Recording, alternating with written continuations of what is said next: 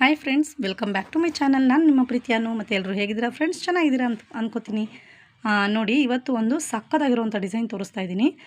ನೋಡೋರಂತೆ ಅದೆಲ್ಲದಕ್ಕಿಂತ ಮುಂಚೆ ಯಾರೆಲ್ಲ ನಮ್ಮ ಚಾನಲ್ನ ಸಬ್ಸ್ಕ್ರೈಬ್ ಮಾಡ್ಕೊಂಡಿಲ್ವೋ ಅವರೆಲ್ಲರೂ ಬಂದು ದಯವಿಟ್ಟು ನಮ್ಮ ಚಾನಲ್ನ ಸಬ್ಸ್ಕ್ರೈಬ್ ಮಾಡಿಕೊಂಡು ಫುಲ್ ವೀಡಿಯೋಸ್ ನೋಡಿ ಫ್ರೆಂಡ್ಸ್. ತುಂಬ ಅಂದರೆ ತುಂಬಾ ಒಂದು ಬ್ಯೂಟಿಫುಲ್ ಆಗಿರುವಂಥ ಡಿಸೈನ್ಸ್ ಇದು. ಚೆನ್ನಾಗಿದೆ ಕೂಡ. ನೋಡಿ, ಈಗ ಆಲ್ರೆಡಿ ನಾನು ಸ್ಯಾಟಿನ್ ಸ್ಟಿಚ್ನ ಹಾಕೋತಾ ಇದ್ದೀನಿ. ನೀವು ಅಷ್ಟೇ ಫ್ರೆಂಡ್ಸ್, ಏನು ಗೊತ್ತಾ, ಹೊಸ ಹೊಸ ಥರ ಡಿಸೈನ್ಸ್ನ ಆದಷ್ಟು ಟ್ರೈ ಮಾಡಿ, ಚೆನ್ನಾಗಿ ಬರುತ್ತೆ.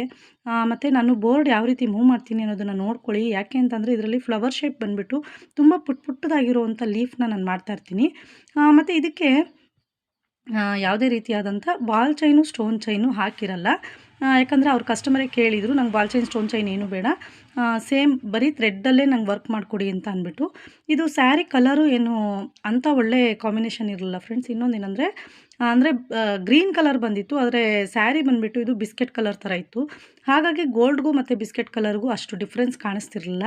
ಇಲ್ಲಿ ನಾನು 2 ಇಂಚಿಗೆ ಮಾರ್ಕ್ ಮಾಡ್ಕೊತಾ ಇದ್ದೀನಿ. ಏನಕ್ಕೆ ಅಂತಂದರೆ ಫ್ಲವರ್ ಶೇಪ್ ಹಾಕಬೇಕಲ್ವಾ, ಅದಕ್ಕೋಸ್ಕರ 2 ಇಂಚಿಗೂ ನಾನು ಇಲ್ಲಿ ಫ್ಲವರ್ ಶೇಪ್ಗೆ ಮಾರ್ಕ್ ಮಾಡ್ಕೊಂಡಿದ್ದೀನಿ. ಇದು ಆಲ್ರೆಡಿ ನಾನು ಬ್ಯಾಕ್ನ ಫಿನಿಷ್ ಮಾಡಿಟ್ಟಿದ್ದೆ.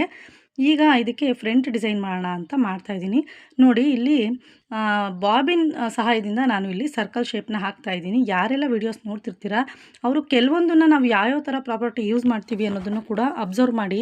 ಯಾಕೆ ಅಂತಂದರೆ ಎಲ್ಲರ ಹತ್ರನೂ ಸರ್ಕಲ್ ಸ್ಕೇಲೇ ಬೇಕು, ನನಗೆ ಕರು ಸ್ಕೇಲೇ ಬೇಕು ಅಂತ ಎಲ್ಲರಿಗೂ ಅದೆಲ್ಲ ಸಿಗ್ತಾ ಇರೋದಿಲ್ಲ ಕೆಲವೊಂದು ಕಡೆ.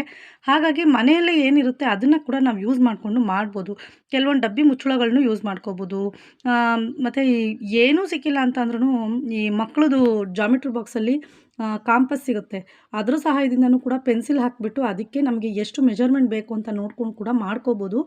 ಅದು ಕೂಡ ಒಂದು ಮೆಥಡ್ ಇರುತ್ತೆ. ಇಲ್ಲಿ ನೋಡ್ಬೋದು, ಈ ಲೀಫು ನಾನು ಮಾಡಲಿಕ್ಕೆ ಫ್ಲವರ್ ಶೇಪಲ್ಲಿ ಲೀಫ್ ಮಾಡೋಕ್ಕೆ ತುಂಬ ಏನು ದೊಡ್ಡದಾಗಿ ತೊಗೊಂಡಿಲ್ಲ ಫ್ರೆಂಡ್ಸ್. ಏನು ಗೊತ್ತಾ, 0ಇಂದ ನಾನು 3 ನಂಬರ್ವರೆಗೂ ರೀಚ್ ಮಾಡ್ಕೊಂಡಿದ್ದೀನಿ ಅಷ್ಟೇ.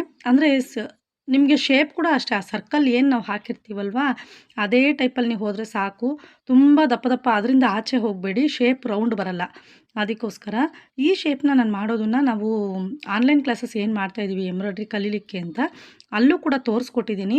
ಈ ಥರ ಎಲ್ಲ ಶೇಪ್ ಮಾಡೋದ್ರಿಂದ ತುಂಬಾ ಚೆನ್ನಾಗಿ ಬರುತ್ತೆ. ಇನ್ಮೇಲೆ ಅದರಲ್ಲಿ ಕಂಟಿನ್ಯೂಸ್ ಆಗಿ ನೆಕ್ ಶೇಪ್ಗಳನ್ನ ಮಾಡೋದನ್ನು ತೋರಿಸ್ಕೊಡ್ತಾ ಇದ್ದೀನಿ. ಯಾರೆಲ್ಲ ನೆಕ್ ಶೇಪ್ಗಳನ್ನ ಹೇಗೆ ಮಾಡೋದು ಏನು ಅಂತ, ಯಾಕಂದರೆ ಬಾಲ್ ಚೈನ್ ಸ್ಟೋನ್ ಚೈನಿಂದನೇ ಸ್ಟಾರ್ಟ್ ಮಾಡೋಣ ಅಂದ್ಕೊಂಡಿದ್ದೀನಿ. ಇನ್ಮೇಲೆ ಪ್ರತಿಯೊಂದು ಡಿಸೈನ್ಸೂ ನಾನು ಹಾಕ್ತಾ ಹೋಗ್ತೀನಿ. ನೀವು ಡಿಸೈನ್ಸ್ನ ಇನ್ಮೇಲೆ ಮಾಡಿ ನನಗೆ ಪ್ರಾಕ್ಟೀಸ್ ಮಾಡಿ ಫೋಟೋನ ಕಳಿಸ್ಕೊಡ್ಬೇಕಾಗತ್ತೆ, ಓಕೆನಾ? ಅದರಲ್ಲಿ ಕೂಡ ಇನ್ನು ನೆಕ್ಸ್ಟು ಯಾಕಂತಂದರೆ ಆಲ್ಮೋಸ್ಟ್ ಎಲ್ಲ ಫ್ಲವರು ಇದು ಎಲ್ಲ ಕಳಿಸ್ಕೊಟ್ಟಿದ್ದೀನಿ. ನಿಮಗೆ ಪಿಕಾಕು ಮತ್ತು ಮಾವಿನ ಮೊಗ್ಗಿನ ಡಿಸೈನ್ಸು ಆ ಥರದ್ದೆಲ್ಲ ದೊಡ್ಡ ಡಿಸೈನ್ಸ್ ಬೇಕು ಅಂತಂದರೆ ನೆಕ್ಸ್ಟು ಮಾಸ್ಟರ್ ಕ್ಲಾಸಸ್ ಮಾಡೋಣ ಅಂದ್ಕೊಂಡಿದ್ದೀನಿ. ಆ ಕ್ಲಾಸಸ್ಸಲ್ಲಿ ನಿಮಗೆ ತುಂಬ ಹೆವಿ ವರ್ಕ್ಗಳನ್ನ ಯಾವ ರೀತಿ ಮಾಡಬೇಕು ಅನ್ನೋದನ್ನು ತೋರಿಸ್ಕೊಡ್ತೀನಿ.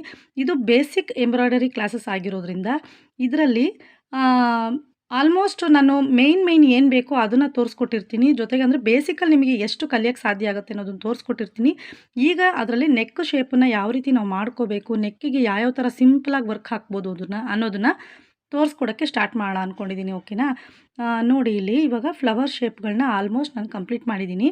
ಇದಕ್ಕೆ ಈಗ ಲೀಫ್ಗಳನ್ನ ಹಾಕ್ಕೋಬೇಕು. ನೋಡಿ, ಒಂದು ನಿಮಗೆ ಗೊತ್ತಾಗಲಿ ಅಂತ ಹೇಳಿ ಈ ಒಂದು ಶೇಪನ್ನು ನಾನು ಡ್ರಾಯಿಂಗ್ ಮಾಡಿ ತೋರಿಸ್ತಾ ಇದ್ದೀನಿ. ಇಲ್ಲ ಅಂತಂದರೆ ಇದಕ್ಕೆ ಡ್ರಾಯಿಂಗಿನ ಅವಶ್ಯಕತೆ ಇರಲ್ಲ, ನಾವೇ ಆಲ್ರೆಡಿ ಆರಾಮಾಗಿ ಸ್ಲೀವ್ನ ಮಾಡ್ಕೋಬೋದು. ಇಲ್ಲಿ ಇಷ್ಟೊತ್ತವರೆಗೂ ನಾನು ಫ್ಲವರ್ ಶೇಪ್ ಮಾಡಿದ್ದೆ ಅಲ್ವಾ, ಅದು ಬಂದುಬಿಟ್ಟು ಬಿಸ್ಕೆಟ್ ಕಲರ್ದು ಸಿಲ್ಕ್ ಥ್ರೆಡ್ಡಲ್ಲಿ ಮಾಡಿದ್ದೆ. ಈಗ ಇದಕ್ಕೆ ಜರಿ ಥ್ರೆಡ್ ತೊಗೊಂಡು ಲೀಫ್ಗಳನ್ನ ಹಾಕೋತಾ ಇದ್ದೀನಿ.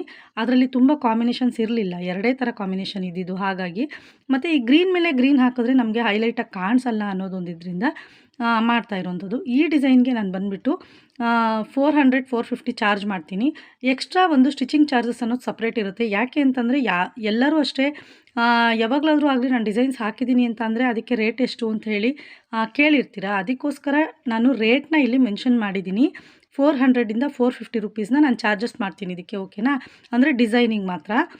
ಇನ್ನು ಇದಕ್ಕೆ ಸ್ಟಿಚಿಂಗು ಮತ್ತು ಜಿಗ್ಸಾಗು, ಪೀಕೋ, ಫಾಲು, ಸ್ಯಾರಿ ಕುಚ್ಚು ಅದೆಲ್ಲದು ಬಂದು ಬೇರೆ ರೇಟ್ ಇರುತ್ತೆ. ಅದಕ್ಕೆ ಎಕ್ಸ್ಟ್ರಾ ನೀವು ಚಾರ್ಜಸ್ ಕೊಡಬೇಕಾಗತ್ತೆ, ಓಕೆನಾ? ಯಾರೆಲ್ಲ ಟೈಲರ್ಗಳಿದ್ದೀರಾ, ಬೈ ಚಾನ್ಸ್ ಏನಾದ್ರು ನಿಮಗೇನಾದರೂ ವರ್ಕ್ ಮಾಡಿಸ್ಕೋಬೇಕು ಅಂತ ಅಂದ್ರೂ ನಮ್ಮ ಒಂದು ಅನು ಫ್ಯಾಷನ್ ಬೋಟಿಕಲ್ಲಿ ಮಾಡಿಕೊಡ್ತೀವಿ.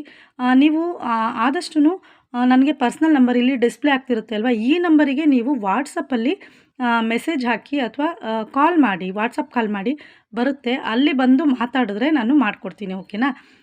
ನೋಡಿ ಈ ಮೊನ್ನೆ ಕೂಡ ನನಗೆ ಆಂಧ್ರದಿಂದ ಕಾಲ್ ಮಾಡಿದರು. ಅವರು ಇಲ್ಲಿ ನಮ್ಮ ಶಾಪ್ ಹತ್ರ ಕೂಡ ಬಂದು ವಿಸಿಟ್ ಮಾಡಿ ಹೋಗಿದ್ದಾರೆ. ಹಾಗಾಗಿ ನೋಡೋಣ, ಅವ್ರದ್ದು ತುಂಬ ಆರ್ಡರ್ಸ್ ಇದೆ ಅಂತ ಹೇಳಿದ್ದಾರೆ, ಮಾಡಿಕೊಡೋಣ ಅಂತ ನಾನು ರೆಡಿ ಇದ್ದೀನಿ. ಸಂಡೇ ತಂದುಕೊಡ್ತೀನಿ ಅಂತ ಹೇಳಿದ್ದಾರೆ. ಅದು ಬಟ್ಟೆ ಎಲ್ಲ ಅವ್ರು ತಂದು ನಂಗೆ ಕಳಿಸ್ಕೊಟ್ಮೇಲೆ ನಾನು ನಿಮಗೆ ತೋರಿಸ್ತೀನಿ ಯಾವ ಥರ ಇರುತ್ತೆ ಅಂತ ಅಂದ್ಬಿಟ್ಟು. ಒಟ್ಟಿನಲ್ಲಿ ಏನಾದರೂ ಒಂದು ಚೇಂಜಸ್ ಮಾಡ್ತಾ ಇರಬೇಕಲ್ಲ ಫ್ರೆಂಡ್ಸ್. ಜೀವನದಲ್ಲಿ ಏನೋ ಒಂದು ಮಾಡ್ತಾ ಇದ್ದೀವಿ ಅಂದರೆ ಅದರಲ್ಲಿ ಇನ್ನಷ್ಟು ಮುಂದುವರಿಯೋದಕ್ಕೆ ಟ್ರೈ ಮಾಡಬೇಕಾಗತ್ತೆ. ಒಂದೇ ಥರ ಮಾಡ್ಲಿಕ್ಕೆ ಬರಲ್ಲ.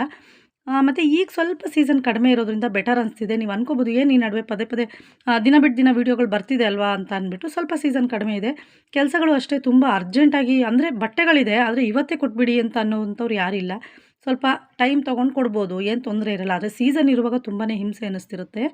ನೋಡಿ ಆಲ್ಮೋಸ್ಟು ಕಂಪ್ಲೀಟ್ ಆಯಿತು ಡಿಸೈನ್. ಇದು ತುಂಬ ಚೆನ್ನಾಗಿ ಬಂದಿದೆ. ಯಾರಿಗೆಲ್ಲ ಈ ವಿಡಿಯೋ ಇಷ್ಟ ಆಯಿತು ಅವರೆಲ್ಲ ಲೈಕ್ ಮಾಡಿ, ಶೇರ್ ಮಾಡಿ, ಆದಷ್ಟು ವಿಡಿಯೋಗೆ ಲೈಕ್ ಮಾಡಿ ಮತ್ತು ಕಮೆಂಟ್ ಮಾಡಿ. ನಿಮ್ಗೇನೇ ಡೌಟ್ಸ್ ಇದ್ರೂ. ಡಿಸೈನ್ ಮಾತ್ರ ಸಕ್ಕತ್ತಾಗಿ ಬಂದಿದೆ ಫ್ರೆಂಡ್ಸ್. ನೆಕ್ಸ್ಟ್ ವಿಡಿಯೋದಲ್ಲಿ ಒಂದು ಒಳ್ಳೆ ಡಿಸೈನ್ ಜೊತೆಗೆ ಸಿಗ್ತೀನಿ. ಓಕೆನಾ. ಮೊನ್ನೆ ವಿಡಿಯೋ ಹಾಕಿದ್ದಾಗ್ಲೂ ಎಲ್ಲರೂ ಎಂಬ್ರಾಯ್ಡ್ರಿ ಬಗ್ಗೆನೇ ವೀಡಿಯೋಸ್ ಮಾಡಿ ನೀವು ತುಂಬ ಚೆನ್ನಾಗಿ ಹೇಳ್ಕೊಡ್ತೀರಾ ಅಂತ ಅಂದ್ಬಿಟ್ಟು ಕಮೆಂಟಲ್ಲೂ ಹಾಕಿದರು, ವಾಟ್ಸಪ್ಪಲ್ಲೂ ಹಾಕಿದರು. ಅದಕ್ಕೋಸ್ಕರ ನಾನು ಮತ್ತೆ ಎಂಬ್ರಾಯ್ಡ್ರಿ ವೀಡಿಯೋಸ್ನ ಹಾಕ್ತಾಯಿದ್ದೀನಿ. ಓಕೆನಾ. Okay friends, take care, bye bye, thank you.